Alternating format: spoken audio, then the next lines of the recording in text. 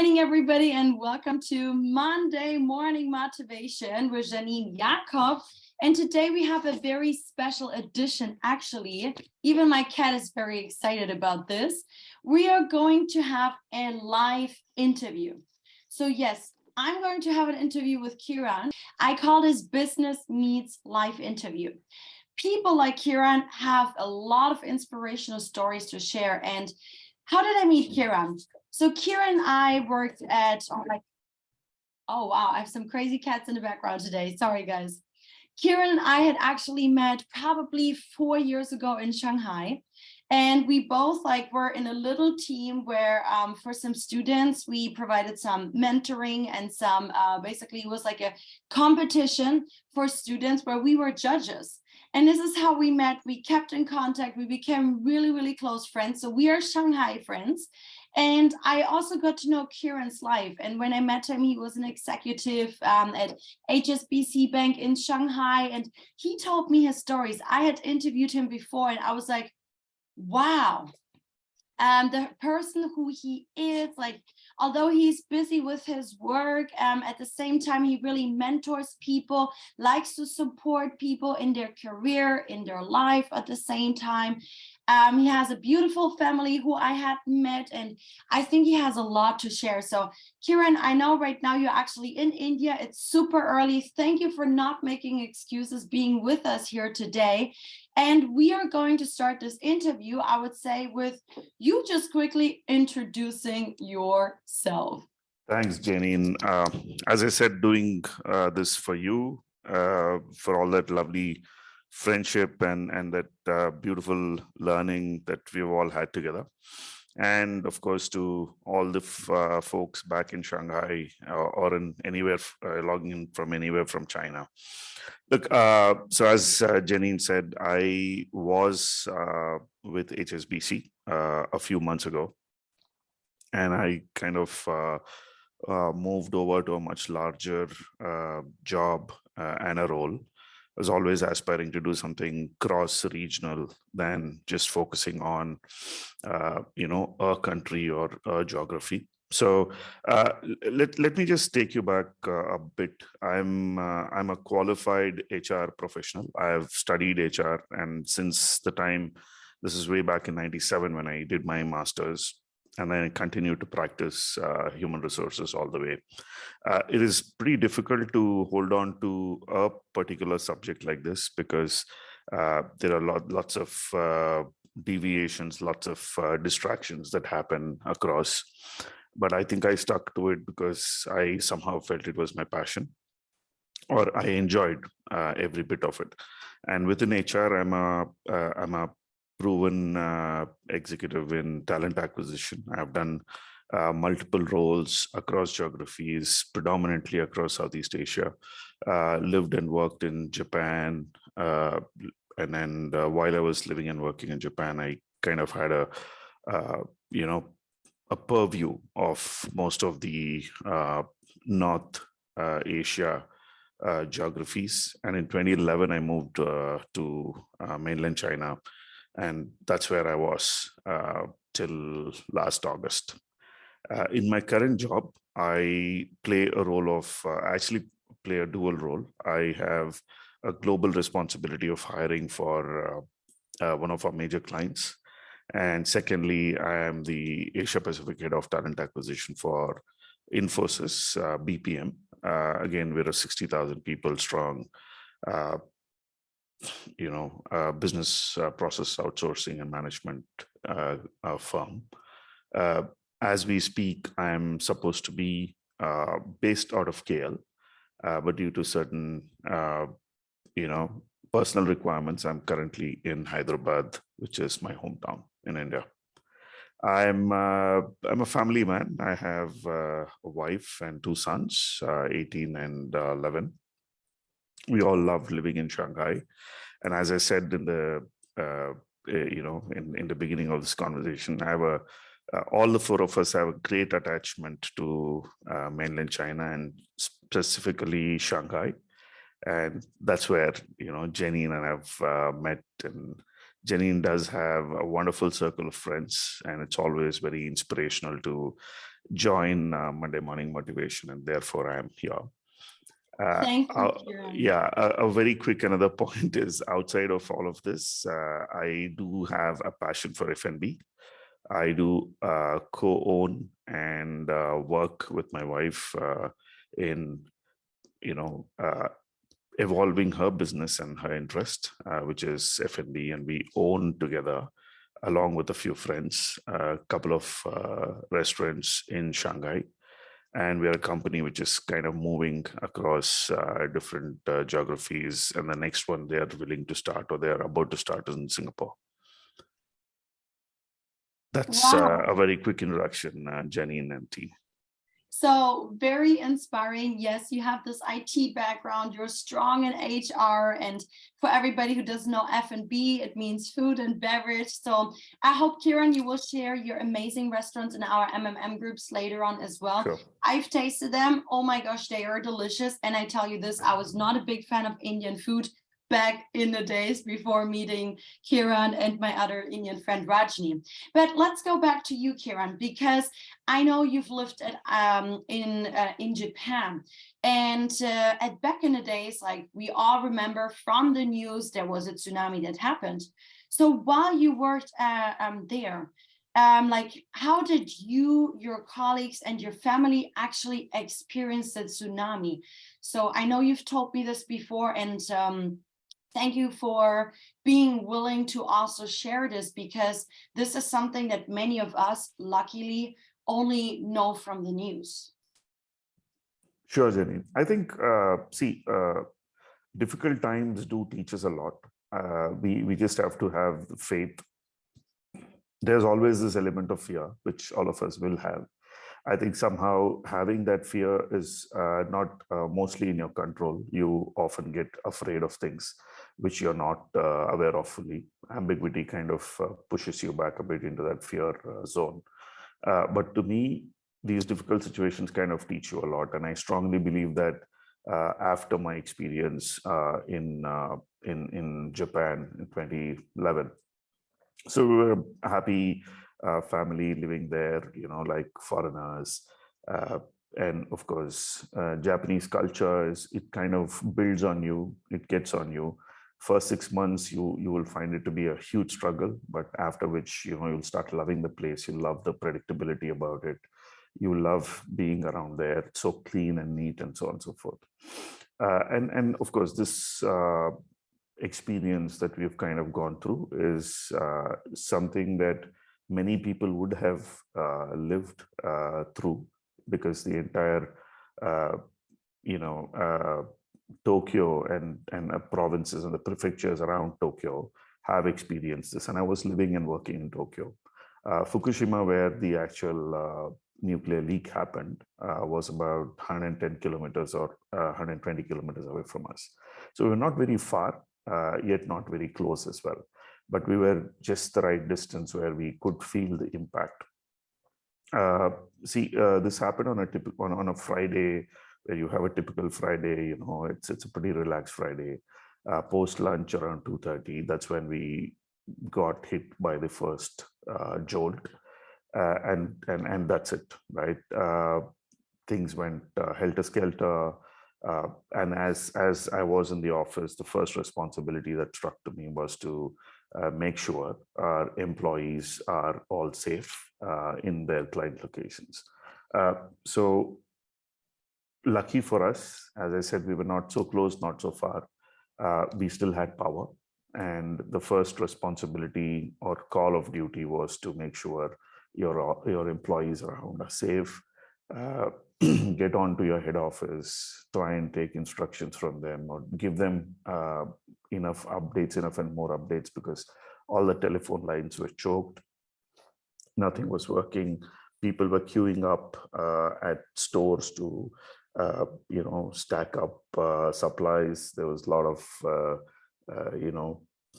rush in terms of buying and stocking up things, especially water, so on and so forth. So multiple things of that nature has happened. So I think what has really kept us going there was our faith and belief that nothing's going to go wrong with you. And as I earlier said, fear is something that will teach you a lot. So the tough part was to make sure every employee was safe, and only then I started to think about where my family was.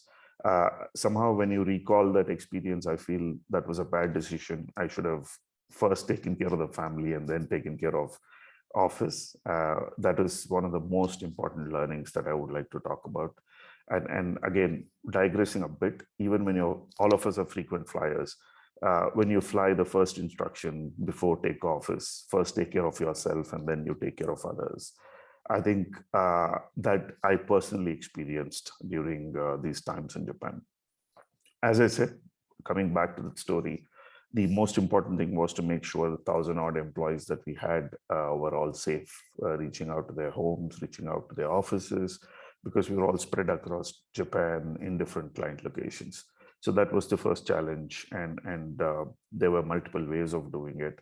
Uh, Phones were not working, as I said, so we were relying on emails, we were relying on uh, sending messages in groups, group emails and so on and so forth, waiting for them to revert back. Some places SMS worked, some places landlines worked, some places mobiles worked.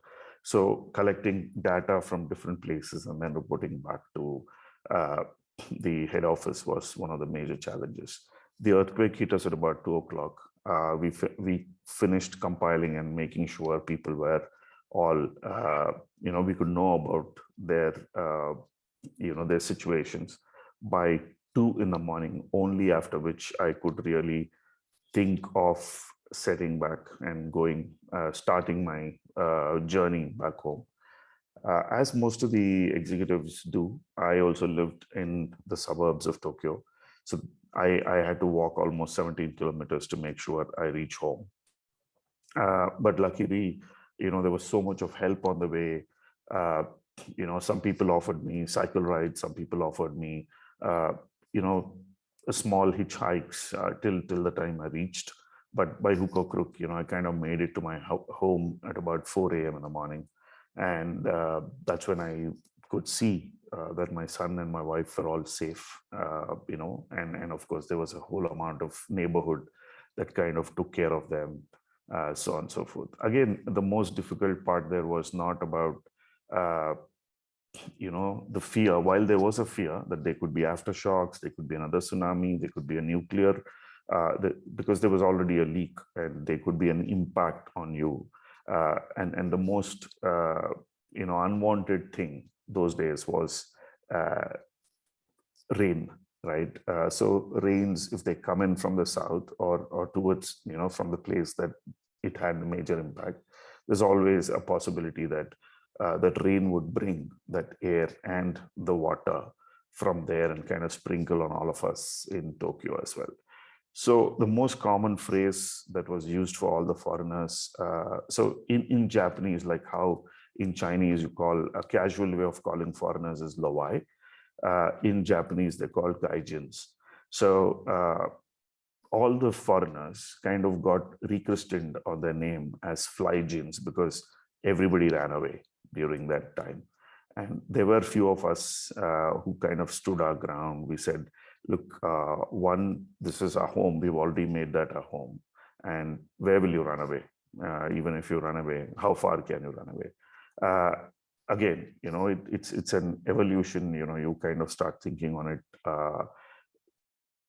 When you rethink about it, you know that you've taken a good amount of risk, but honestly, it kind of paid back for me. By staying back, we kind of learned and we've gone through that journey. And trust me, that journey kind of helped us go through our journeys during COVID, because exactly 10 years later, we kind of got hit by COVID.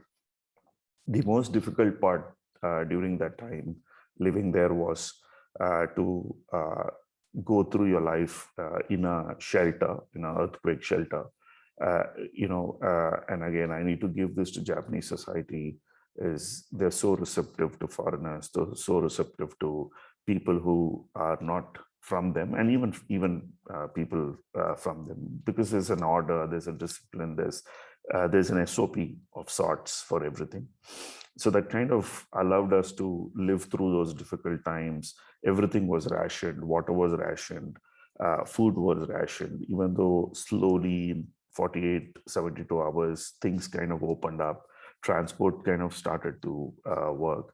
But honestly, living in those earthquake shelters, uh, you know, following a certain rhythm, being along with people, kind of taught us all a lot, Janine, in terms of how to live through those difficult times.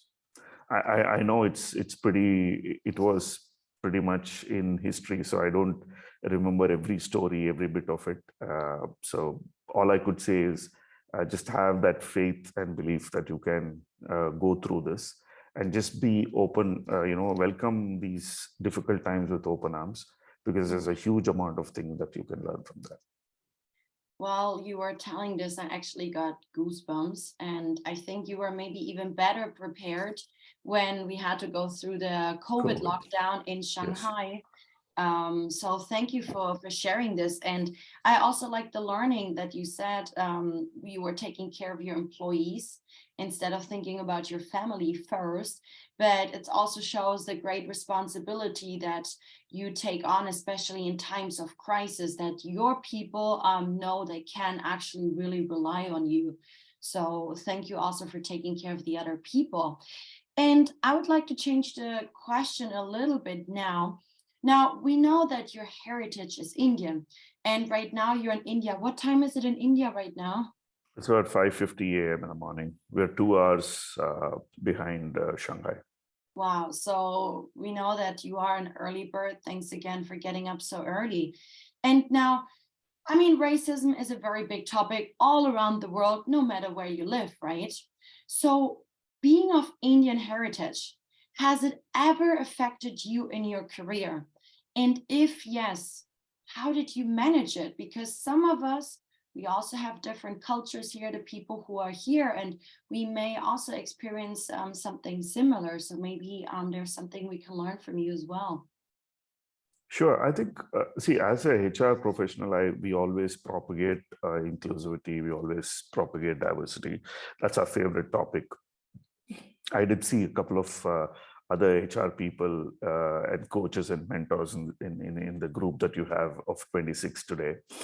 But honestly, you just can't get away from it, and when you're sensitive about it, when you have that in your mind that you are a foreigner or you don't belong here, there are goods as well as there are advantages as well as disadvantages. Uh, when when you're aware that you're not from here and you're trying to make this your home, you have an additional responsibility to amalgamate yourself or mingle yourself into that culture, absorb it as much as possible, and you also feel responsible about it. It helps you unlearn a lot of things. It helps you learn a lot of things. Trust me, one example I would like to quote is, I think one simple factor that I learned personally to adjust and absorb the culture is punctuality from Japanese, right? It's such a common topic, nowhere in the world you will see trains expected to be coming in decimal. If it's 7:01, the train's there on the platform at 7:01. I have not seen that kind of precision anywhere. There are a few things that you kind of get and learn, and which are good for you. So to your question, yes, there was always this thought of you not being local, you not being from here, that kind of is dangling like a dagger on your head. But I've dealt with it very differently. One, maybe I was lucky that I studied HR and I kind of knew about this, and I also knew how to handle it. And what I always tell people is having a laser focus. My job was to attract talent. My job was to make sure I source talent. I make sure I engage with that talent. I make sure I kind of onboard talent. So that was my focus. And when you have that kind of focus, you know that you're somehow, with the passion that you have, you tend to become a subject matter expert in that particular area. You often see discrimination, you often see difference of opinion, and it's very easy for you to think that that is discrimination. Honestly, that's not. When you all I would suggest, I'm assuming most of us are foreigners in a foreign land, or even if you're not today, tomorrow you might be. The first thing that you need to do is to maybe welcome that change openly, and always have that 1 second split or a few second splits. For me, it may take a minute to understand why someone's asking me to do something, or why someone's countering my thought and trying to push a different thought. I think that 1 minute or a golden pause would really make a lot of difference to understand what and why someone's asking us to do what they're asking us to do, or if you're changing your course to do it differently. So I always feel subject matter expertise in whatever area you are kind of brings you on top or at par with others. That kind of level sets the expectation. It also makes others see you in a different light and not as a foreigner. Two is to be very, very receptive and open-armed when it comes to a change, when it comes to a new learning, when it comes to unlearning anything. I think that is kind of something that has saved me. Just this small thing about ethnicity and heritage, Jenny. You will see a lot of, the other day you just sent a joke over from the South African comedian, I forgot, Trevor Noah. And there's an interesting learning from there as well. Somehow we all have siloed in terms of these people kind of do these things very, very well, and others cannot do it, right? I think sometimes that silo helps you. And Indians have always been seen like tech savvy, problem solving, working hard, kind of a race or a culture, or a race to be specific. I think that also adds on to help you in different situations. What I have personally felt is that as long as you can deal with ambiguity, nothing can be clearly listed out every time that you want to work.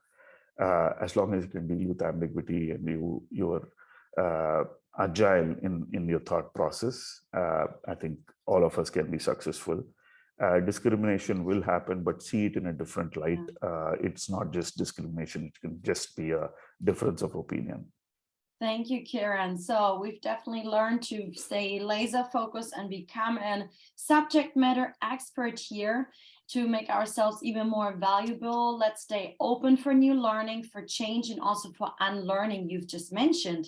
And for the last 5 minutes, I actually have like 3 more questions. Go ahead. More or less, or we can also take another 7 minutes because we have the first people who have questions for you. Now, it's not only that you've survived, luckily, the tsunami, but actually also in your life, you have had cancer before and you had to fight against this. So how has having survived cancer changed your life and your work? Sure. Look, that's been a slightly a gory part of it way back in 2018. But to me, I think my immediate reaction was that, I've come to an end of things. I started panicking and all of that. But trust me, what really saved me, what really brought me back are the people around me. I think the ties that I have from a family standpoint, my family's always been a strength. It's not just my immediate family, but my family around me, which includes a lot of friends. Honestly, what really, I wanted this line to be at the end, but I think what really saves us is our network. Wherever we go, we have to create that network for ourselves. It's not just with a focus to create that network, but just be open, just be kind of friendly with people, try and connect with others, try and learn from others, try and, see things from their perspective most often than yours. I think that has helped me create that connect even within the family as well as outside with friends, with professional world and so on and so forth. Look, it was tough time. It wasn't easy. You always feel, why me? That's the first question. Secondly, what next? is the it is the second question, right? Third, what after me? Because you have a family, you have young kids, and so on and so forth. How will they? Is there a compromise on their lifestyle, and so on and so forth? I think you will have multiple questions that come to your mind. Honestly, I can only talk about myself. Cancer can happen to any of us, and I wish it doesn't happen to any of us as well. But all of us, we have to be constantly ready. Make sure you always have your health checks on priority. Never compromise on health. Never compromise on food. What I've had gone through is something purely to do with food. So please make sure what you eat is the most cleanest form. And how I've dealt with it, I think, Janine, first 2-3 days was horrible. I thought that's the end of life, and so on and so forth. It was also not an easy cancer, but my first reaction was more to do with uh, lack of awareness of the actual disease, lack of awareness of the actual problem, and lack of diagnosis as well. So there's always this, and when I took my second opinion, when I came to India, when I was midst my family, my friends, and known people, that's when I thought, look, it's not such a big deal. You can deal with it. You can fight with it. You can absolutely, and if you're lucky, you can also come over it, right? So to me, what has really helped me I know we have very short time. What has really helped me is the connect with people that I've had, the faith that I can absolutely be normal, and of course, blessings of thousands and thousands of friends that I've had around me, both in the professional network as well as on the personal side. Look, it wasn't easy. I'll just quote an example. By the time I got diagnosed, I had just left IBM and joined HSBC. Right, it was the beginning of my career. So kudos to both my employers who were receptive, who kind of gave me time to, recover, come back, and do as good as what I was in HSBC, right? And amazing thing that worked for me is I had to leave my son back in Shanghai, and I had to travel with, the family got split. I had to come back to make sure I cure myself and recover. All the while that my son was there, all my ex-IBM colleagues and HSBC colleagues kind of made a roster in terms of who's going to help my son at what time, who's going to stay with him. So it was all very heartening to know that someone's there behind your back, covering your back. I think that leaves you with a lot of confidence that nothing's going to go with you because you have so many well-wishers behind you. And of course, there's science and technology that has evolved. What I can tell you is please do not fear unless you have a full view of what ailment you have. I think that's the most important thing. And have this belief, a strong belief, that anything can be fought, anything can be conquered. Look, I'm not a great fighter like others, who've gone through much difficult situations. All I would say, I was lucky that I kind of got diagnosed faster and quicker. Again, God's grace and wishes from, or rather, blessings from well-wishers. I would always say, just make sure what you eat is clean, neat, and you kind of are very close to your body, understanding what it's kind of telling you. Don't stretch yourself too much, and take as less stress as possible, because we always try to live up to, there's this peer pressure, there's this pressure at work, there's this pressure from the society. You can't get away from all of this, but there has to be enough space for yourself that you need to create, and then work on it. Janine, I don't know if I've been able to convey the right thing, but yeah, this has been my personal thought. No, I appreciate you opening up, sharing this. I noted down also, like, do your health checks regularly, don't compromise on food, always go with the cleanest food, and also like get more awareness in case you also have that network to support you, blessings by people, and don't fear it, basically. Yes. Thank you for sharing this. Thank you for being so strong. And I have my last two questions now. And my cat's getting excited again. So, what is the best like career or like business advice you had ever been given? Good question. That kind of makes me think, because there were so many. I think, see, I was someone who's very anxious about my job. I was always coming back from a human resources background. I want things to be structured, uh, cookie cuttered. If there's an SOP, just follow that SOP. If there's a policy, just follow that policy. And we all have gone through different stages of our lives. Uh, when you start, you want to stick to a certain process, certain policy, not deviate, not customize, not bespoke. But today, times have changed, needs have changed, business dynamics have changed. No single client wants the same solution.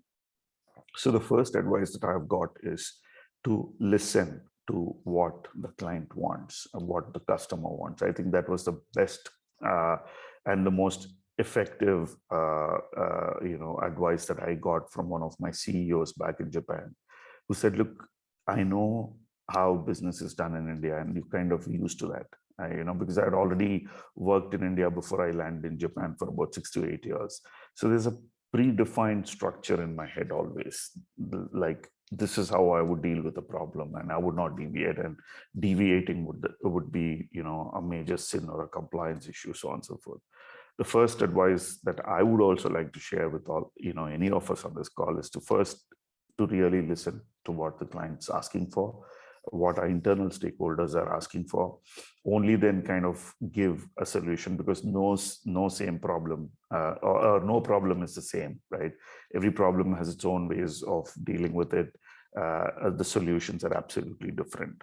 I would not want to say a lot of things here, but all I would say is just, again, driving that back to focus, is making sure you and the client, or whoever is on the receiving end or the giving end, to be a win-win situation, rather than kind of putting in too many obstacles, objections.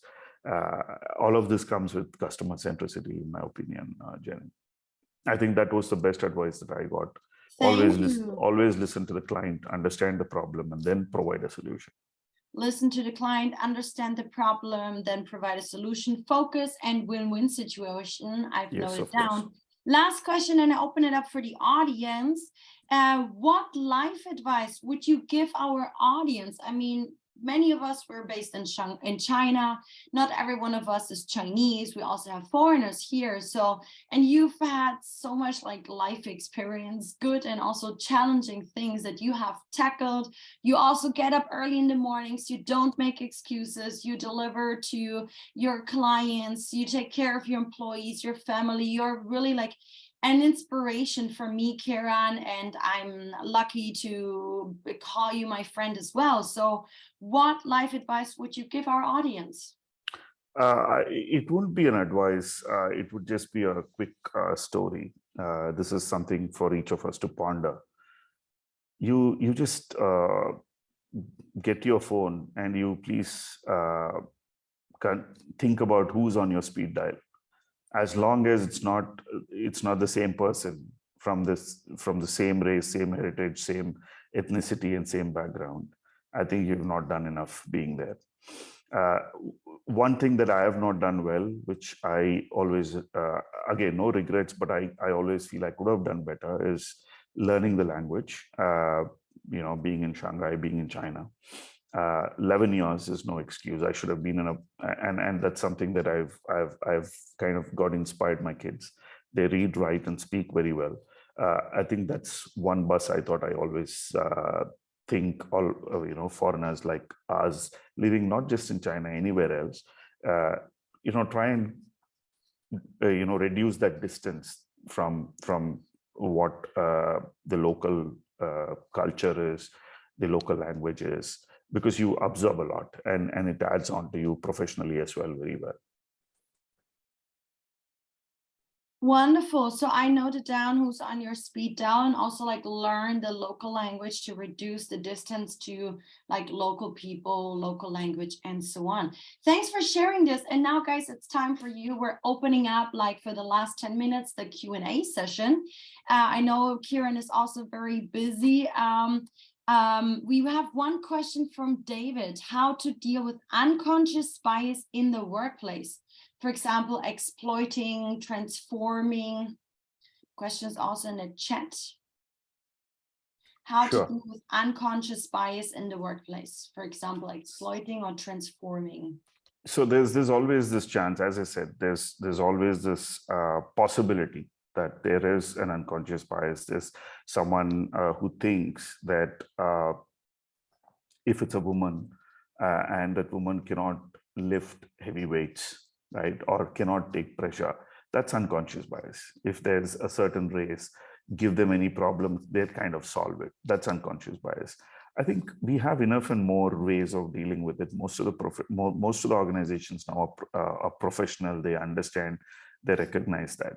One simple example I'll quote is I was recently on a trip to Singapore, and of course during New Year, so there was a wonderful sale that was happening.